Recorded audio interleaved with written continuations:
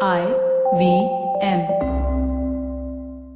Just a note before you start listening, since this episode was not recorded in a studio, please excuse the sound quality.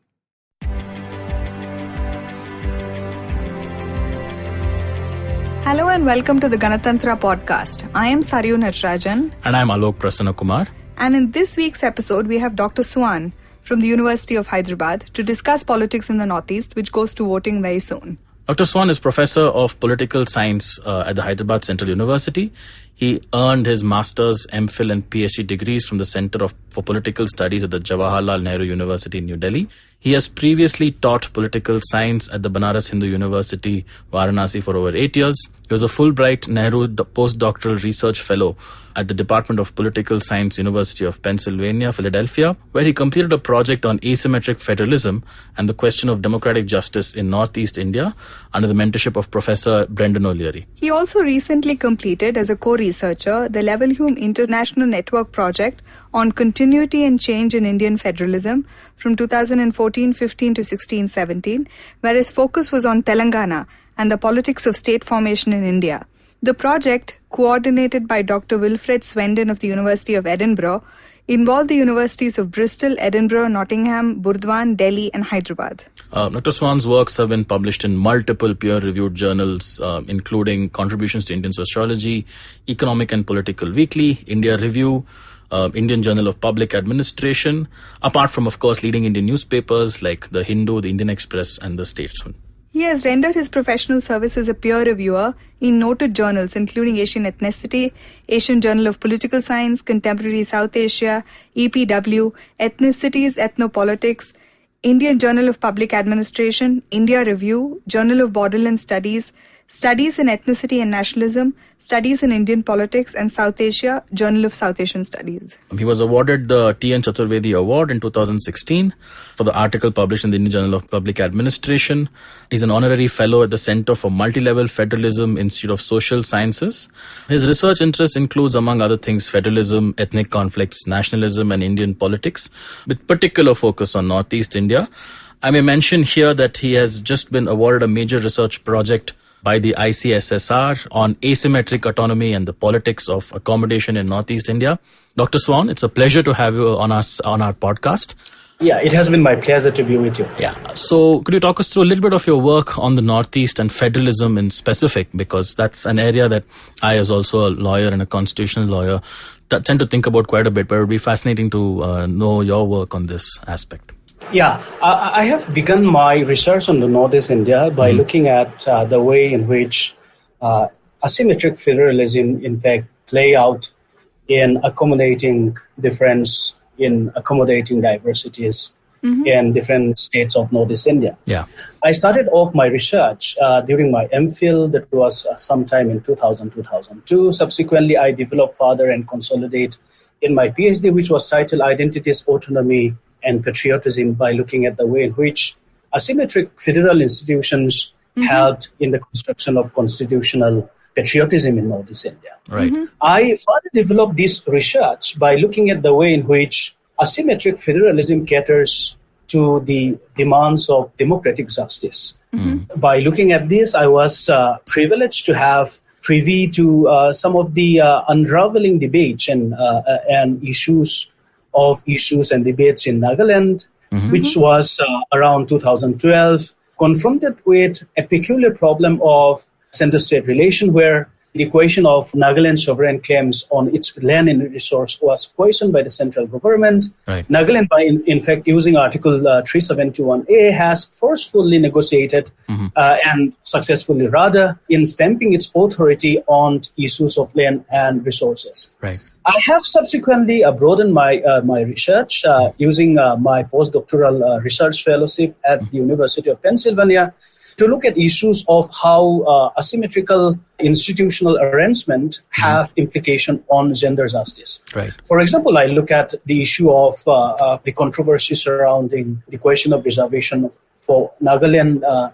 women in Nagaland municipalities. Right. So I look at how the issue of equality of tradition as one of the hallmark of Naga society, and for that matter other tribal societies in Northeast India, has sit uneasily with the idea of autonomy, of liberal defense of minority rights, so and so forth. And I have also subsequently broadened my research by looking at the way in which issues of autonomy, issues of state formations can be comparatively researched and compared across states by looking at Bodoland, by looking at Telangana, which I have also recently published in the journal Regional and Federal Studies. Yeah. So I have concentrated my work for over the past almost 2 decades on issues of identities, on issues of multiculturalism, issues of nationalism,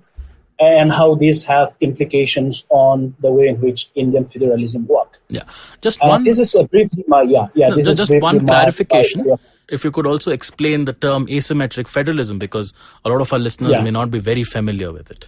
The idea of asymmetric federalism has, in effect, been given analytical sophistication by the Canadian example, where the Quebecois province in Canada had been given special constitutional arrangement in terms of language, in terms of catering to the needs of pension system, or in terms of their religious specificity.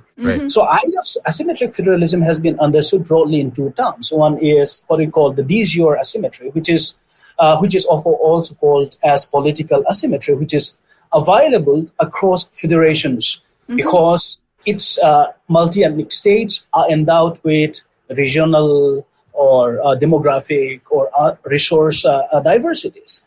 And because of this embedded diversity within the political system, it is incumbent on the political institution to give some form of de facto asymmetry. On the one side, you also have a concept of what is often called as de jure asymmetry, or what we call constitutional asymmetry, whereby only specific states of federations or specific units of federation are given special preferential powers. Say, for example, in the case of India, Jammu and Kashmir has been given a special constitutional treatment under Article 370 of India's constitution, where 4 domains of autonomy are specially devolved to the center, and the rest of which was given to the state of Jammu and Kashmir. But it is a different matter that all these powers, so-called powers devolved to Jammu and Kashmir, has been eroded over time. In the case of Northeast India, if you look at the example of constitutional asymmetry, you have the provision of what we call the Omnibus Article 371, which has spawned Article 371A for the case of Nagaland. And you also have provisions under Article 244, subparagraph 2 of Clause 2 of Indian Constitution, which envision 6 scheduled provisions for tribals who are concentrated within states in different states of Northeast India. So under this rubric called asymmetric federalism, that is constitutional asymmetry, they are distinctive tribals who are territorially concentrated. And in order to cater to their specific historical experience, in order to cater to their specific political as well as administrative demands, the Indian state devolved extensive administrative, political as well as economic powers so that autonomy aspirations could be accommodated and catered to. And I think that's a very important point when we think about individual states. Like when people talk about Jammu and Kashmir and 370, it's necessary to talk about all of this, and that it's not a special case. It's in fact the norm within India. Asymmetric federalism is part of the constitutional design and not an exception in India. Absolutely, and I think it's one of those things that has become fairly political in its interpretation. But also I wanted to bring up some of the work you've done around continuity and change in Indian federalism, which I would imagine touched upon some of the de facto issues of asymmetric federalism, particularly in the context of, say, Telangana or Andhra. Could you speak a little bit about that work and what you learned? And this was also in collaboration with a range of universities, I think in the UK as well. Yeah, this is a big project that involves 4 Indian universities, including 3 other universities from the UK. And our overarching concern there was to look at the broad patterns of Indian federalism over the years by tracking down the continuity and change in Indian federal trajectory. My focus and contribution there in this project, in the Leverhulme International Network project, was to look at the way in which the politics of state formation play out in India by specifically focusing on Telangana. in this project, because our overarching concern was to look at how two important structural change in Indian federal system impact on political process in India. One was the change political economy, and the second was to look at the change in the party system, right? Okay. So we look at this as a point of reference as well as a point of departure to look at how this structural change brought about transformation in federal relations in India. So my focus there was to look at the way in which Telangana, for example, as the newest state, which was formed in 2014, was also directly as well as directly impacted by these two structural transformation of India's federal polity. So I argue, for example, in that project, or in the two papers that I published, one in India Review with Professor Harihar Bhattacharya and Jhumpa Mukherjee, was to look at how change in political opportunity structure, one political opportunity structure offered by the changed political economy.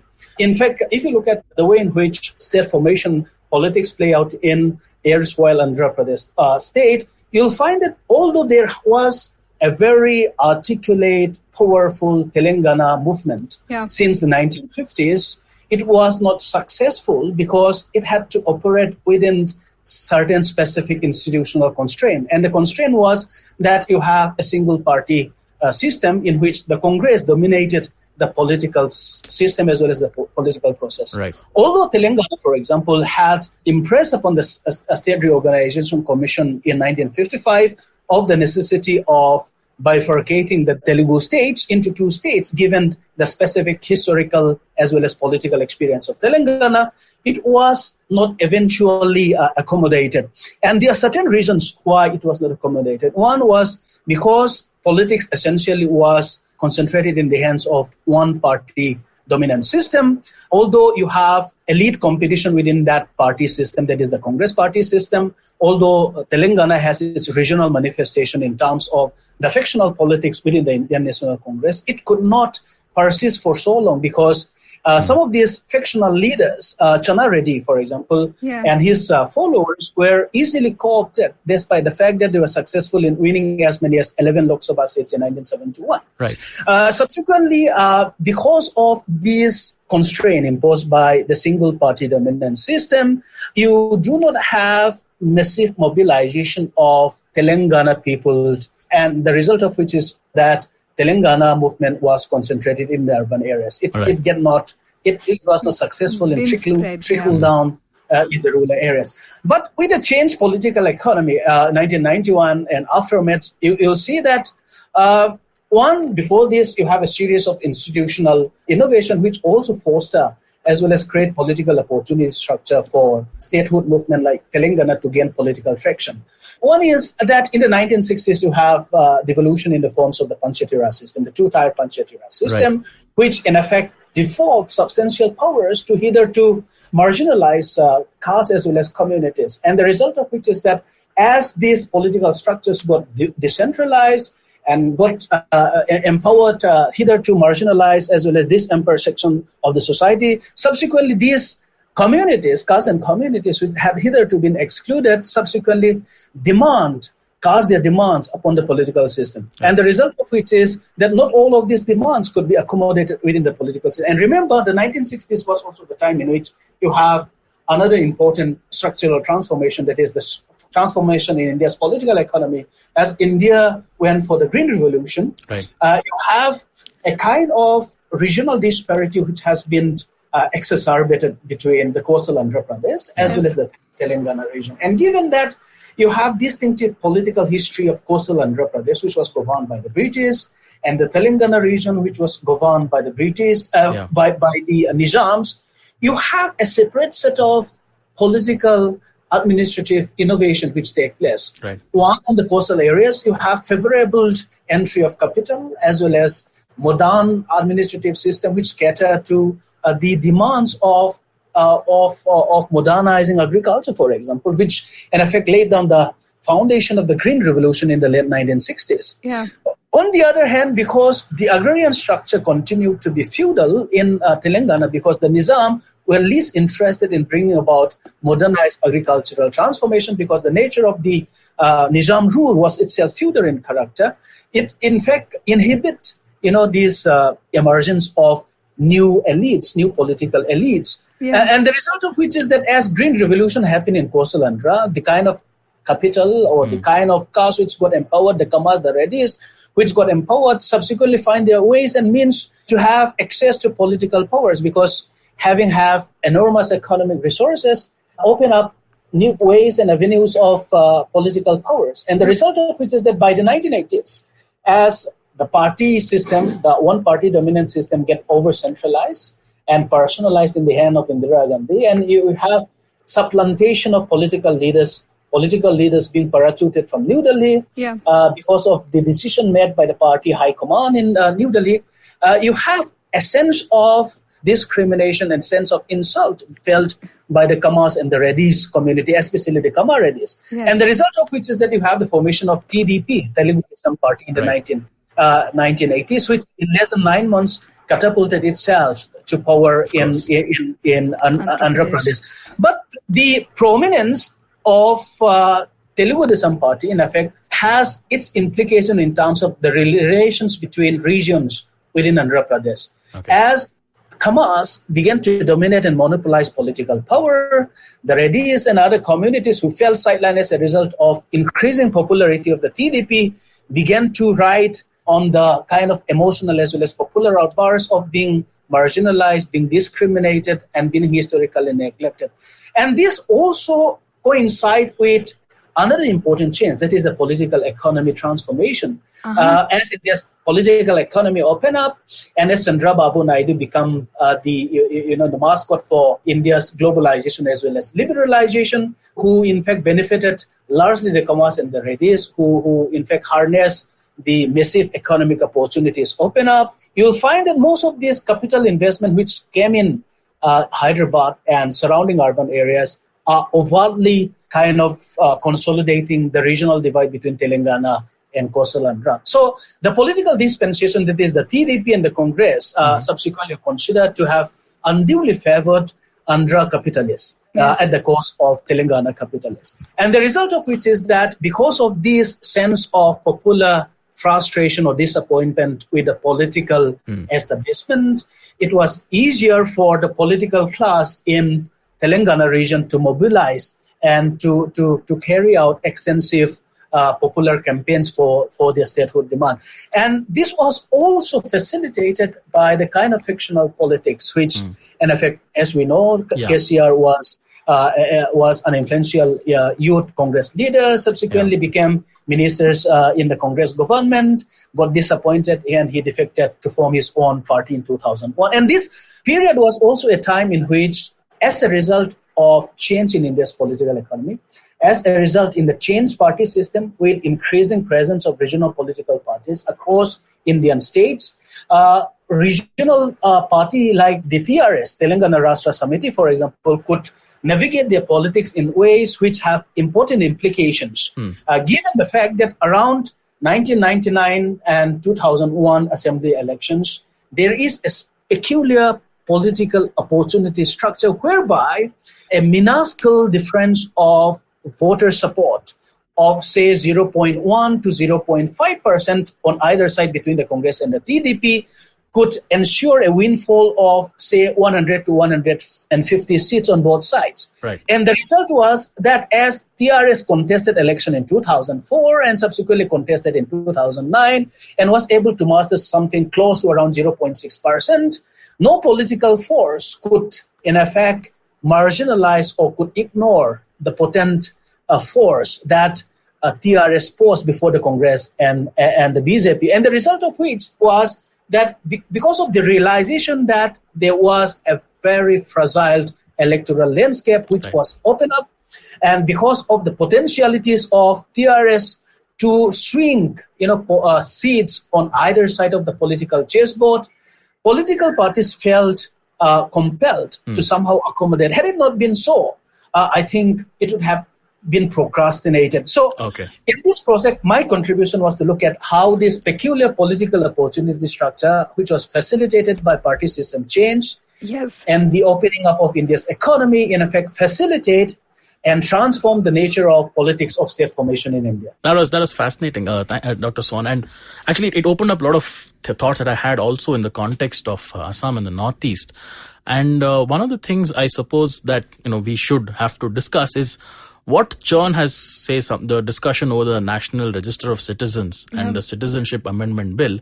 What have these sort of brought into the politics in Assam? NRC, as we know, is a very complicated as well as a very contentious political project. Yeah. Let us remember that NRC is not as clean administrative project as people believe it to be. Because first of all, how do you identify who are Assamese Indian citizens, right? That's right. So if you broach this issue and try to understand NRC in that context, you'll find that it has its pedigree in the Assam Accord of 1985. Right? Who are Assamese? Okay. So this project, although it was considered to have been completed by 2015, has been hanging in fire because of contested claims about who are legal as well as illegal migrants, because the latest figure has it that when the whole NRC process was completed, supposedly said to be completed, as many as 40 lakhs, more than 40 lakhs are excluded from the whole process. And this is interesting because despite the fact that you have different statistic of to what extent the identification was successful, because it involved massive administrative maneuvers to register as many as 3.2 crore applicants. Let us remember this fact. And it is important that in terms of the documents that this NRC has to process, has to look into, there are as many as 6 crore documents generated out of this process. So how do you then, for example, test the veracity of the documents that was furnished? Because initially it was considered that, for example, in order to authenticate one's citizenship in Assam, it should have sufficed that you should produce one of the documents which was considered to be acceptable under the terms of Indian Citizenship Act of 1955. And that is one which is certified by the Panchayati Raj, or one which is or if your name is included in the National Register of Citizens 1951, or if you are having LIC policy of the corresponding period, or if you are in the electoral rolls since 1967, because the cutoff year initially was put at 1st January 1966, and a whole lot of things come up, right? So how do you then verify the authenticity of, for example, the documents generated in a situation where repository of documents are deeply problematic and deeply contentious? Because it is very difficult. In fact, I'm saying this with a grain of salt, because if you look at the situation not only in Assam but also in Manipur, which has been on the forefront of this agitation for imposing inner line permit as a proxy of NRC, you'll find that it is deeply problematic, because in Manipur in 2015, for example, you have 3 controversial bills, which also seek to identify who constitute the Manipuri people, right? In the lines of the Assamese people, which was thought to be defined by the Assam Accord of 1985. So you land up in a terrain of contested claims and counterclaims. How do you then authenticate some of these documents which must have been forced, or which must have been made available through very, very contested, complicated procedures? How do you then cross-examine and cross as to whether a particular claims of you being in the electoral list in 1961 or 1961 or in the Register of Citizens in 1951 match up really to the original record? So it's difficult, because in terms of record keeping, the bureaucracy, as it were in a huge mess. You see, it's very, very difficult to look at this issue. And that is also precisely why NRC is such a contentious and complicated proceeding in Assam. And I also just one point that I saw of this thing is that a lot of the demands to extend NRC to other places forgets that I suppose if you actually ask 90% of India's population, they will not be able to prove, in the sense that we were just discussing, they will not be able to negotiate with the bureaucratic state to prove their citizenship. So, and I suppose it's doubly hard if you're living in an area which is, close to the border, when there's this level of suspicion with which the state sees you and questions your identity comfortably. And there's sort of a mutual distrust around this. So the process is very problematic in itself. In its imagination itself, it's a problematic imagination. I was wondering if you could... Can I put one thing in perspective? Sure.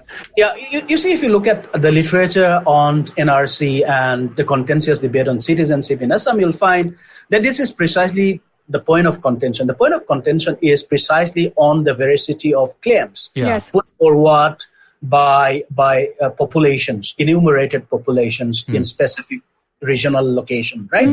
And because this is problematic and it is mired in controversy because there are nebulous records, maintenance and upkeep. Forget about the maintenance, the upkeep is really frustrating, right? So there is no neat, cleaned upkeep of documents and records, not only in Assam, not only in Northeast India, but in all states, right? In India, because ours is not as developed as it were, unlike, for example, UK or US, which has gone much ahead of us in terms of record upkeep as well as maintenance of records, right? Yes. And that is precisely the point where you have many of these vigilante groups, okay? And this is a very dangerous terrain simply because it gives leverage to vigilante groups to target some of these minorities, and this is really sensitive in the context of Assam because you'll find that if you look at the demography of Assam, for example, in the beginning of this century, in 1901 census, the Muslim constituted hardly around 12%, right? In 1991, they constituted something like 28%. In 2011, they constituted something like 34%, right? So, in fact, it gives a kind of overwhelming sense of suspicion as well as sense of unease in the minds of the Assamese, who also felt that the kind of linguistic census also saw them in a very disadvantaged position. Say, for example, if you look at the census, linguistic census in 2001, you have something around 68% speak Assamese in Assam, which come down to something like 57% in 2011 census in Assam. So this is the kind of insecurity complex in which NRC has to be located as well as understood. And this is also problematic because looking at the historical geography of Assam, you'll find that migration or immigration is not a modern phenomenon.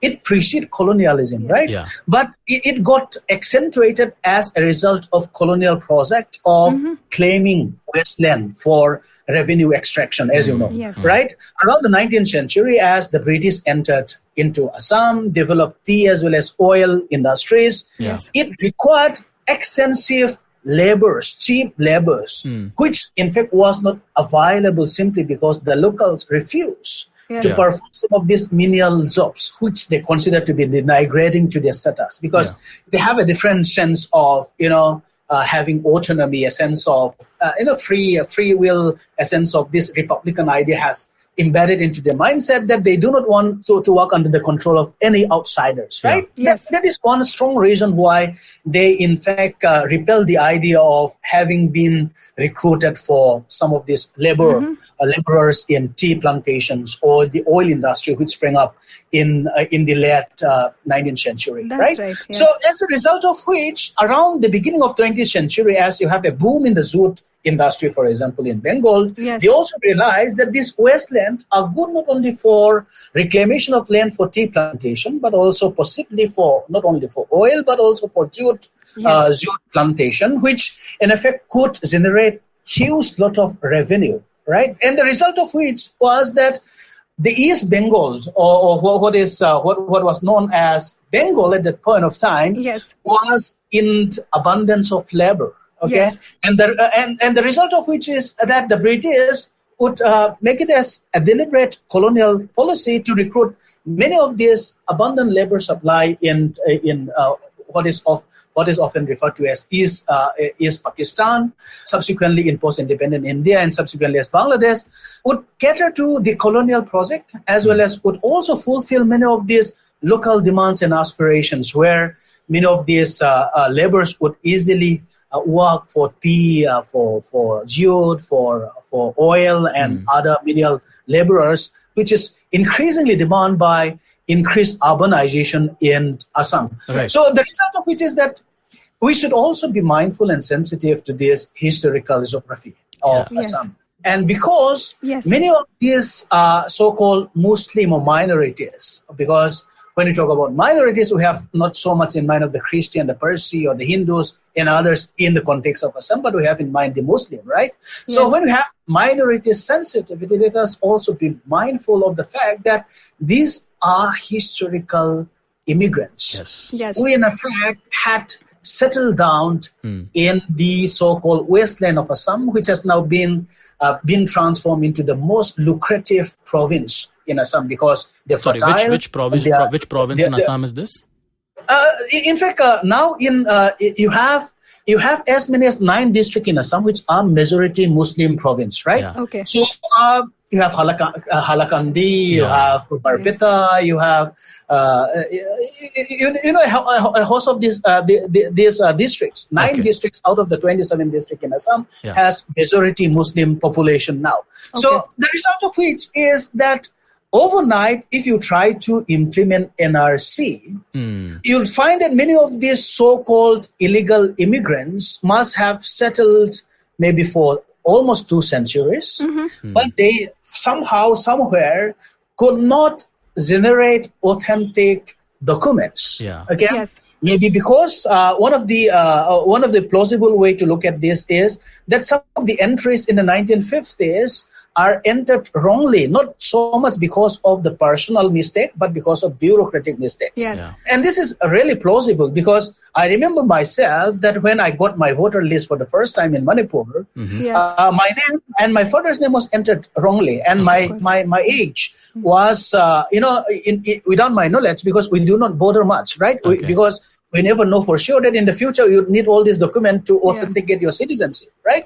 So there are a huge lot of Muslims who face similar set of problems pertaining to them, because they're casual, because they do not know what the future holds for them in terms of their citizenship rights, so and so forth. And the result of which is quite disturbing, because you'll find that as many as 20 lakhs, remember, 20 lakhs, huge number, had been somehow forcefully deported between 1986 and 1996, which is huge. And you can possibly imagine the kind of casualty, the human catastrophe which involved in this, many of whom got killed. You remember the Nelly massacre of 1983, whereby you have contesting claims about the number of people actually killed, from around 300, a little over 300 to 1,800 people got massacred as a result of this vigilantism, which was generated by NRC process. So it's deeply contentious. But however, it remains to be seen how this NRC process caters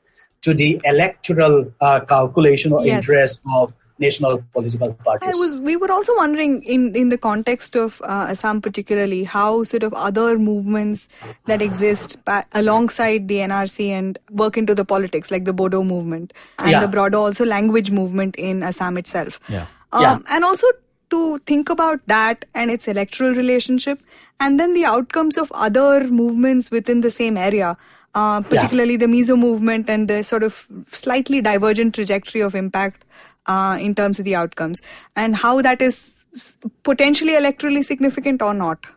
This is a very good question. And in fact, if you look at the electoral politics in Assam, you'll find that political parties would strategize the way in which regional dynamics play out in determining electoral behaviors as well as electoral verdict in Assam, right? So if you look at the way in which psephologists would look at, or electoral strategists would look at Assam, would be to look at Assam broadly in 3 regions, like in terms of Upper Assam, which is dominated, of course, by the Ahomias, or the Assamese-speaking majority group.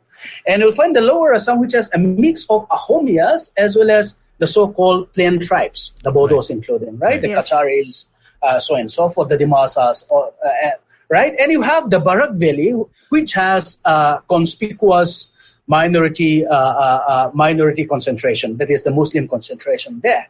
And you'll find that, interestingly, how, for example, the structure of competition between parties are decided by the way in which these regional dynamics determined electoral outcomes become very, very prominent in these elections over time. For example, if you look at, for example, why is it that in this election of 2019, in the 17 Lok Sabha election, why is it that the AZP, which at one point of time in the 1980s until the early 2000s became such a formidable political force, now just became to play a second fiddle to the BJP? Yes. You'd see, for example, that the AZP, in fact, came to power riding on the wave of the Anti-Foreigners Association of 1979 to 1985, came to power from 1986 to 1990, subsequently came back to power from 1996 to 2001. Yes. And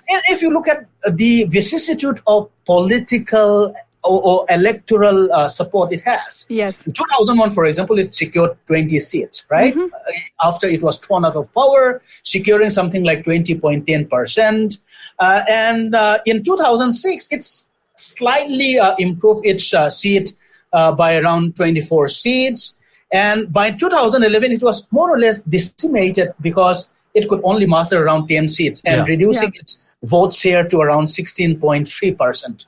And in 2016 elections, you'll find that it has further gone down from around 16.3 vote share to around 8.1 vote share. And what is very interesting about the decline or the increased diminution of electoral appeal of AZP is that it has been obliterated more or less across the three regions. And its presence, for example, in the Barak Valley is nil, right?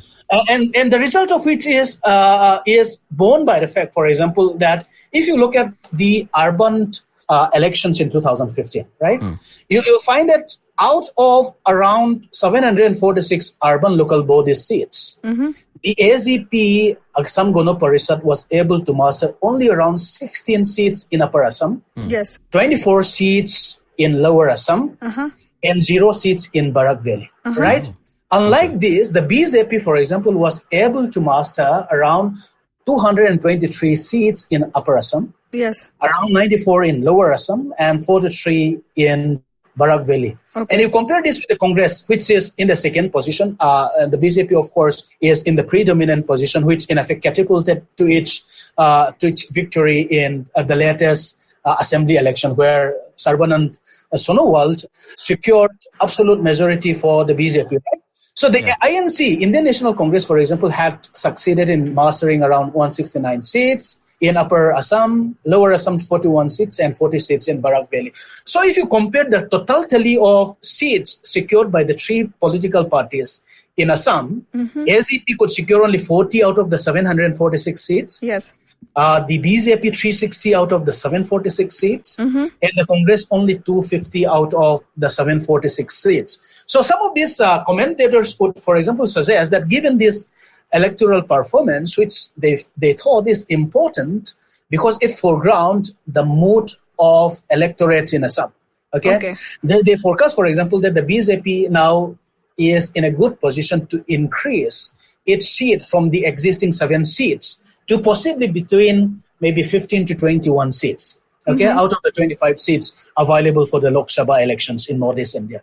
So I think this regional dynamics of the way in which the tribe politics or Assamese politics, and for that matter, Muslim politics or minority politics play themselves out and also reinforce the regional fault lines have good as well as important implications on electoral outcomes in Assam. And which I think is true not only in Assam, but also true for the rest of Northeast India, because mainstream commentators or so-called specialists fail to grapple with this regional dynamics, which operate not only at the meso level in Northeast India, but also at the micro level, if you look at the way in which it play out across states in Northeast India. And I think that is a very important nuance that I think, Dr. Suan, you've been able to bring out very clearly.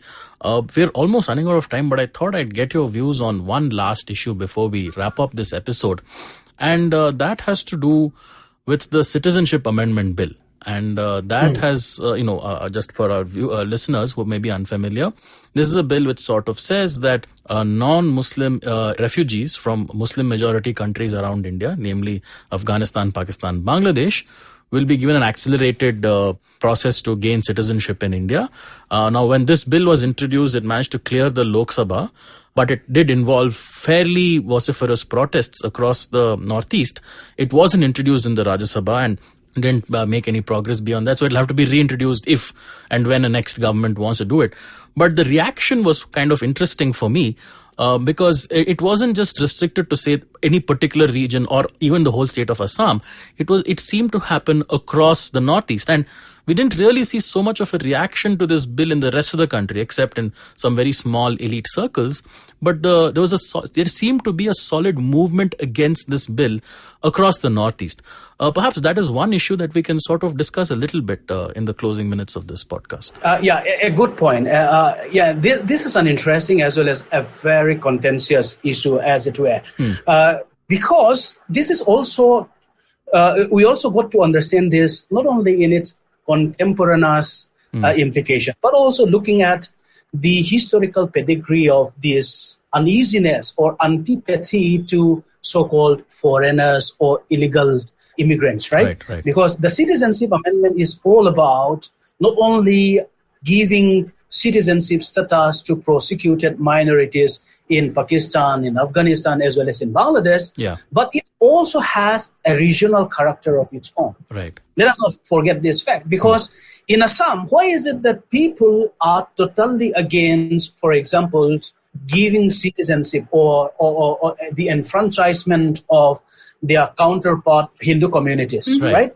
A majority of whom are Hindus, but why is it that they are so much against? Why do they rebelled against the idea of enfranchising prosecuted minorities in Pakistan, Afghanistan, as well as in Bangladesh? And this has got a history to this. Sanjeev Barua, for example, in his intervention in the Indian Express, for example, consider that this has got to do with, for example, anti-foreigners sentiment, which in effect was very much a part of historical geography of Assam. And remember that the first Congress government, which was elected in light of the Government of India Act 1935, was headed by a Muslim chief minister, Sadaullah, right? Sadaullah, for example, has aggressively pursued this problem called Food at Work program, Food for Work program in Assam. And there were counter-allegation by the British official. Winston Churchill, for example, alleged that Sadaullah's over-enthusiasm about Food for Work project by inviting massive population migration or population transfer from eastern Bengal is not so much driven by his desired as well as political will to foster relatively more prosperous Assamese economy by carrying out a deliberate project whereby favorable political climate would be created for the Muslim population. Okay. So it was in this context that it was not only against the Muslim, but remember that 1964, 1965, one of the big laws against India-Pakistan war was the fact that the result of this forced migration of Hindu communities, which was variously interpreted, variously estimated around 10 million people from Bangladesh, who got scattered in different parts of India, sizable proportion of which was considered to have been absorbed by Assam. And the result of which is that many of these so-called Hindu Bengalis, expatriates from Bangladesh, began to hold dominance in the state bureaucratic apparatus. And the result of which that they began to displace the local elites, from holding access to some of these lucrative administrative as well as bureaucratic opportunities that open up. So you have to understand this in a particular historical trajectory whereby massive drive to legalize, for example, illegal migrants as citizens have deep implications on administration, on job opportunities, so on and so forth. And simply because Assam had for almost 2 centuries been colonized. Okay, so they have confronted this peculiar condition where the ruling elite were drawn from outside Assam. And because of this extensive recruitment of outsiders as the framework of bureaucracy, providing solid foundation to bureaucracy as well as administrative status, has immediate implication on the mental psyche or political psychology of people in Assam. And the result of which is that there is huge repulsions against any overt attempt to bring in extensive immigrants into Assam. Because, for example, in light of CAB, Citizenship Amendment Bill, one of the contention that crop up in Assam, and for that matter in other parts of Northeast India, is if, for example, the umpteen number of migrants coming from these regions are to be legalized as Indian citizens, what would be the formula which would decide how much of population transfer would happen in Assam and for that matter in other states of India? What would be the proportional distribution? The government of India has not come out with a white paper on this. What would be the institutional modicum of distributing so-called persecuted minorities who are sought to now be enfranchised through the Citizenship Amendment Bill, right? So this is not clear. And in fact, this idea of foreigners or illegal immigrants eating into the job as well as political opportunity structure of Assam is a very palpable fear in the minds of the Assamese, because as I already pointed out, if you look at the demographic change, for example, for example, in 1991, Muslims were in majority in only 4 districts, right? Or just in a matter of 3 decades, you have a doubled multiplication of the Muslims. In, as I said, they are now dominant in 9 districts, right? So it has huge implications. So there is a conservative estimate that in terms of electoral consequences, this would have implication of maybe 14 to 20 seats, which is huge, right? So the result of which is that it's a combination of this complex sense of being displaced, of being outsmart, of being eating up into the administrative and bureaucratic opportunities which are limited in supply in Assam, and for that matter in other parts of Northeast India, that there is strong revulsions against the Citizenship Amendment Bill. And that is precisely the point why initially, although AGP was vehemently against the idea of AGP, threatening the BJP that if the BJP persevere with this idea of enacting this controversial legislation in the Rajya Sabha, it would pull away from the Northeast Democratic Alliance, of which the Assam BJP wing is at a commanding position. But it's a different politics which play out, which compelled the AGP to come back and force electoral alliance with the BJP, despite the fact that the BJP has explicitly stated, Amit Shah, for example, has explicitly stated that if the BJP comes back to power, it would again bring back the Citizenship Amendment Bill. So, you see, it's open. The kind of political contest is open. And given that there is strong revulsion against this idea of enfranchising persecuted minorities from Pakistan, Afghanistan, and Bangladesh, there is a palpable sense of insecurity and fear in the minds of Assam and for that matter in other parts of Northeast India. This is going to exert tremendous influence in the way in which people actually vote. And of course, it would also depend upon the ability of the Congress and other regional political force in other parts of Northeast India, to what extent they are successfully mobilizing and translating this anti-Citizenship Amendment Bill into actual electoral votes or actual electoral seats. Time will tell. Yes, of course. Well, thank you very much, Dr. Suan. We've learned so much, and I'm sure our listeners would also have had a great experience listening to you. That's unfortunately all we have time for today, but I can imagine this conversation going on for quite a bit longer. And even beyond the elections as well. Of course. So thank you so much for joining us on this episode, Dr. Suan. Thank you all for listening to us on this episode. We'll be back with a fresh episode soon. Goodbye.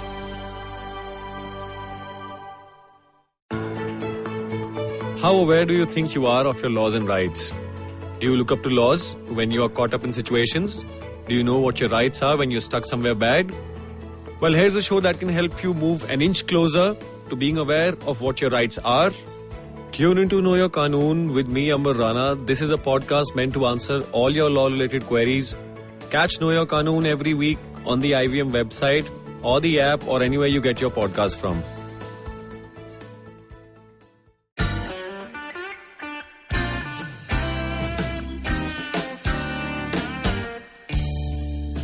Filter coffee is a fascinating beverage. You need to pick the right beans, blend them in the right proportion, roast them to perfection, and slow brew at the right temperature to get the perfect cup. Which is exactly like great conversations as well. You need to track down the most interesting minds, get them into their zone, and settle down for an unhurried, unscripted chat. And coffee for me is always, always, always best enjoyed with friends. I'm Karthik Nagarajan, and do share my table as I meet some of the most interesting people I know and sit them down for a strong cup of coffee and an even stronger conversation. Join me every Wednesday for a freshly brewed episode. This is not frappe. This is the Filter Coffee Podcast.